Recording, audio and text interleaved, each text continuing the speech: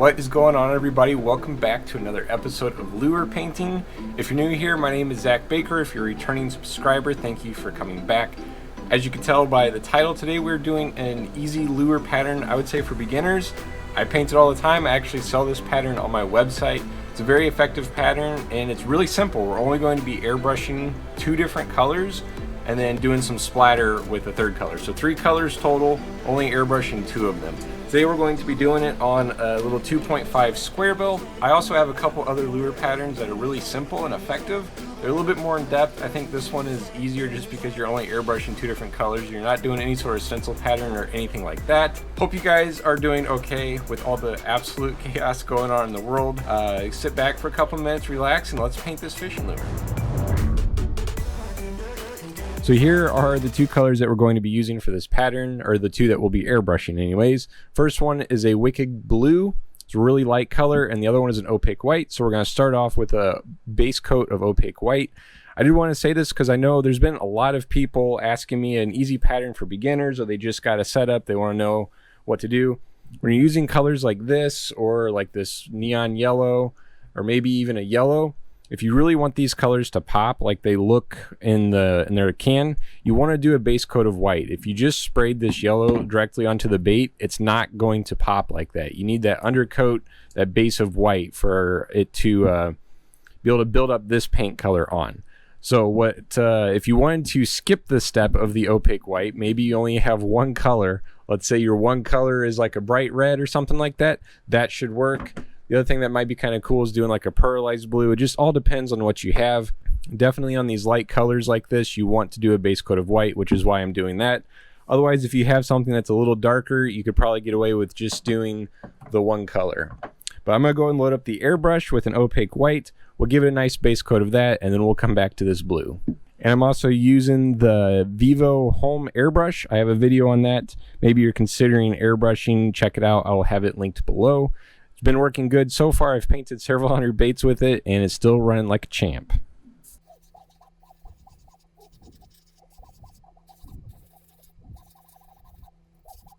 I'm going to be doing another coat of white, but I wanted to hit it with the hairdryer first. That way the paint doesn't build up and start running. Okay, here goes the 2nd coat.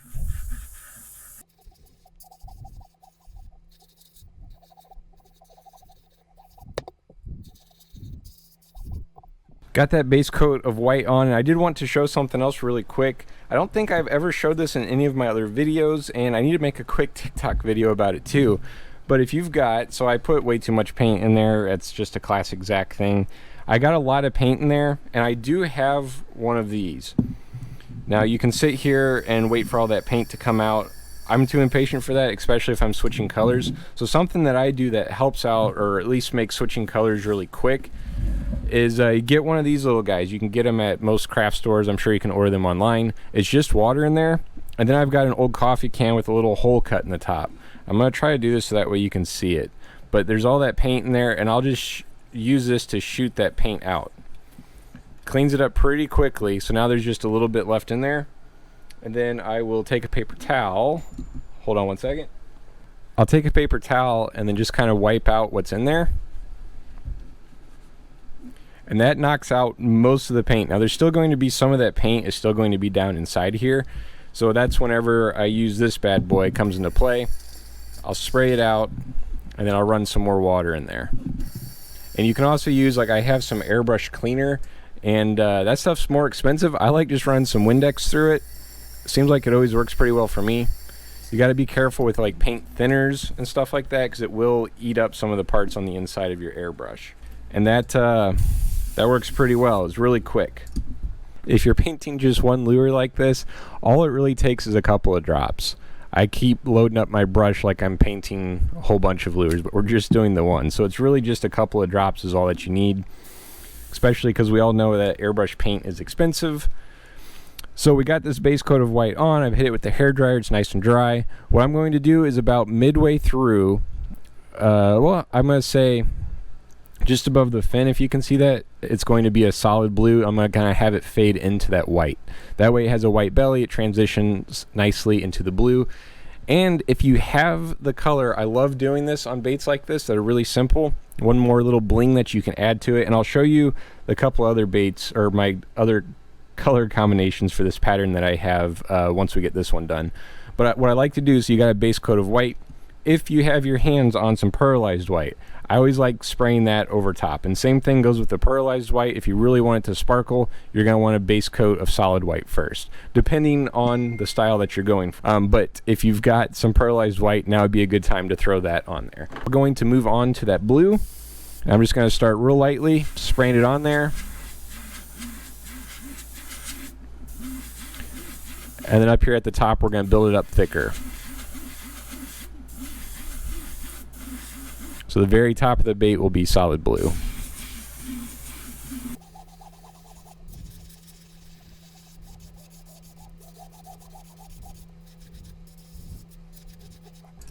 And I don't know how well you can see, but it's really shiny back here, so I got it pretty thick.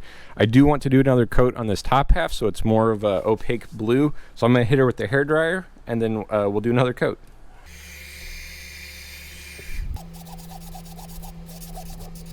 Okie doke, and now for the fun part, which I actually went and changed out of my white shirt because this next part can be very messy.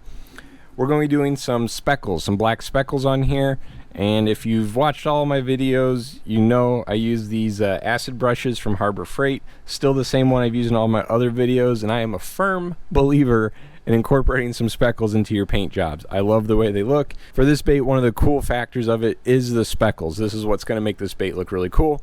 So I was going to use some airbrush paint, but it's more expensive, so I'm going to put that back on the shelf. We're going to just be using your standard acrylic paint. I think Walmart has these for 50 cents. It's just jet black. So I just got some paint in the cap there. Gonna dip my brush in, and I always test it on the table, make sure that's working. And then basically what I'm gonna do is flick paint until the top is solid black. For the most part, there's still gonna be some of that blue showing through. And then we're gonna kind of use the speckles and fade it down the side. That way it's not solid all the way. But even just like that, with a little bit of speckles, I think looks awesome. And you can do this too, maybe if you just have your white airbrush paint, like if you bought a little kit online where it's got your, white, black, blue, red. It'd be really cool to do this in solid white and then with some red speckles. I like having the extra little color in there. So that's really about as dark as I want it on the sides, maybe a little bit more over there. And now I'm just going to focus on this top part.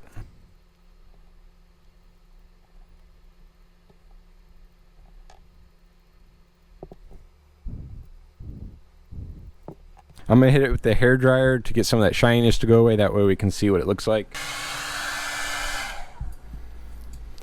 Alright, I want this little back part back here just to be a little bit thicker, and I want it to be around the eyes a little bit darker, because we're going to be putting some either silver or some blue eyes in there. I want them to be able to stand off good from that other blue that's in there. And to get more paint in there, instead of dumping it in, I just shake it again, and it puts a little bit more in the cap. Seems like a little bit less messy than trying to dump it in.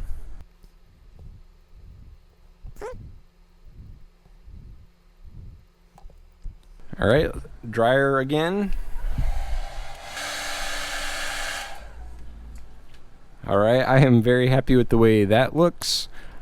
I think it is time to glue in some eyes. I'm going to see which colors look the best, and then we'll go from there. Alrighty, I decided on some silver eyes. And always put a little dab of super glue in there just to make sure that those eyes are nice and solid before the clear coat. Once the clear coat goes on, they shouldn't go anywhere, but I like the extra step to make sure it's going to last a long time. And I think I've said this in my other videos too, always make sure, at least this is what I do, I make sure to have my eye ready to go. Sometimes when you try to grab these off there, they go popping off and go flying somewhere. That way once you put that glue in, the eye can go in immediately. I've done that before where I only had one set of eyes left on one of these. Put my glue in, went to grab the eye, and it went flying off somewhere off the table, and I had to find it. By the time I came back to glue it in, the glue was already dry, so I had to put more glue in, which isn't that big of a deal. Unless you put in a lot of glue, then it's going to make your eye stand off funny. Just slide it on there. Put her into place. I'm going to get some clear coat on this guy, and we'll see what she looks like, of course, at the end. I did want to show you my other two color combinations. So this one is just, I did the same thing, base coat of white, and then I did do the pearlized white on top of that base coat, and then it's just some pearlized green with the black speckles on there. This one, same thing, base coat of white. I did this bright neon yellow on there, and then the orange on the side. I think it was the neon orange, then the black speckles. And I think these patterns look really cool for how simple that they are. And I really like these bright colors for fishing in darker water. You need something that stands out, it's really bright. So I think if you're new to lure painting, or maybe you want just something that's fun to do, trying to paint lures with your kids or something like that, this one's really simple, looks really cool, and in the end, still an effective paint pattern. So I'm going to get this one clear coated. We'll come back, take a look at her, see what she looks like all finished up.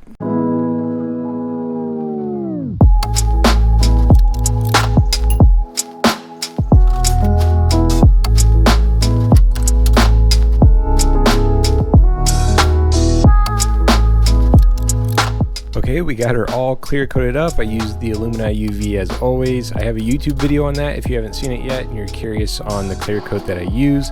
Also wanted to say that it doesn't matter what type of paintbrush you use. You would want something with stiff bristles though. I will say that in order to get the good speckles. Also want to say shout out to all the people that are on the Tackling the Dream group on Facebook. You guys are all super awesome and very supportive of each other. I'm a member of a couple other, lure building groups on Facebook, and I've noticed when people ask like a newbie question, people kind of talk down to them or tell them they're ignorant for not knowing.